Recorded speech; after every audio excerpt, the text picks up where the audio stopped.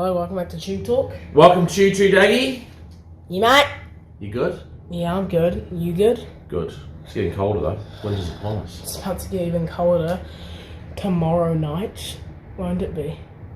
Is this? It was -7 at Wingatui this morning. The race is tomorrow. So it'll be cold and rain tomorrow. Right, let's rip into it.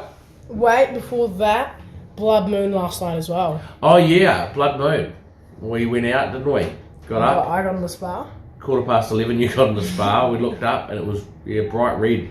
Huge. It was cool. Yeah, it was. Melissa said it was better than Hades' Comet, which she found a letdown back in 85 or 6. Yeah. Something like that. Yeah. And we saw a shooting star, so.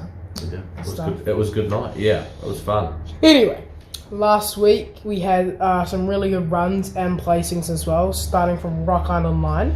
Yeah, super third. Got a tractor suit.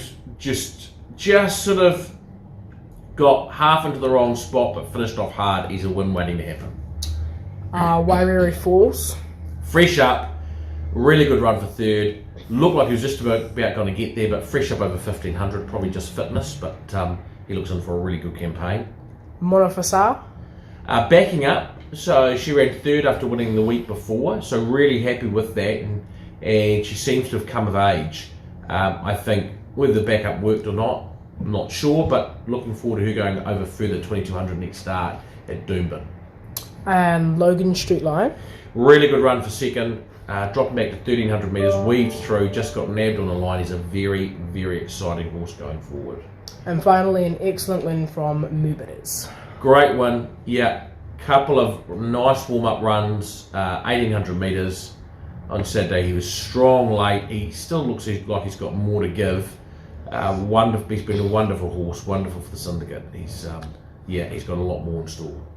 Moving on to this week, we've only got 4 runners, but starting on Friday at Wingatui, race 1, we have a Fragile. Barrier 2, it's a slow 8 track, but first use of the track. She doesn't really like it too wet, but I think we'll get away with it. She's ready to win. It'll just really depend on how the track is playing and if the inside is okay. She's a definite top 3 chance, and she'll go for a spell after this. Race 6 is Pull Your Socks Up. Again, depends on how the track will play. The 1400 metres suits. It's an open handicap, so she's out of her grade, but she's a good horse. I'm not too worried about that. If she handles the track conditions, which we wouldn't want to get too much wetter, she'll be right in it. And then on Saturday at Ellerslie, race 1, we have Mac 2. We do, yeah. So he's been back. He's been injured and off the scene for a long time. He's come back. He's had 2 warm-up runs. Happy with both of them.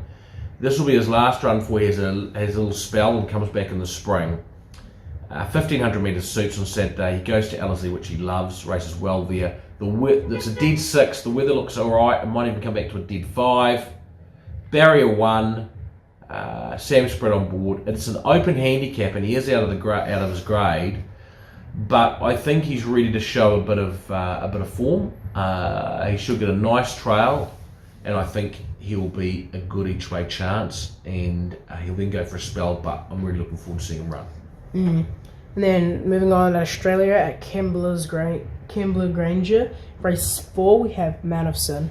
Yeah, our last runner for the weekend. So really good 3-year-old. He's come back, and he's just been racing over distances just a touch too short, and he's just been getting a bit flat-footed and then finishing off hard. So he's come down to Sydney. He'll have his rest of campaign there, or Melbourne. 2,000 metres really suits him right up his alley.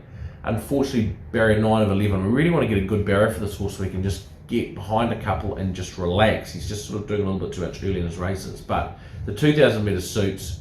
He's got a fairly big weight to carry. He's progressive, and he should run really well. And then finally, at Ellerslie... Oh, sorry. Moving on to Bit of the Week. Bit of the Week! And this Bit of the Week, at Ellerslie Race 3, we have El Tirador. El Tirador, the Bit of the Week, brought to you by Albert Bosma. I'm going to get back in form here. So he's El Tirador. He won a very similar race to this a few starts back. He was in close up in the Group 2 Wellington Guineas running 6th. He was in really close up, finishing well over 1,200 metres in the Group 3 Cambridge Breeders' Stakes last start. So this is a drop in grade. The distance suits. It's weaker than the races he's been running in lately. So I think he's an excellent chance. I think he's $3.60 fixed odds. I think that's well over the odds. I think it should be about $283. So El Tirador is our bet of the week. That concludes Tube Talk. It does, and we should be back with people next week when it'll officially be the first week of winter, June. Yes, it's going to be -4 degrees, so get your coats on. See you guys. Bye.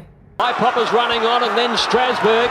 Back behind those horses now as they come down the straight was Vinnie Rowe, and back behind them here's Maccabi Diva. A nation roars for a hero. She's starting to wind up.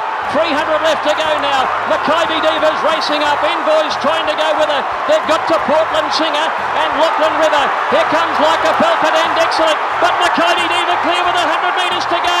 Excellent runs to second. Olazern runs on, but a champion becomes a legend.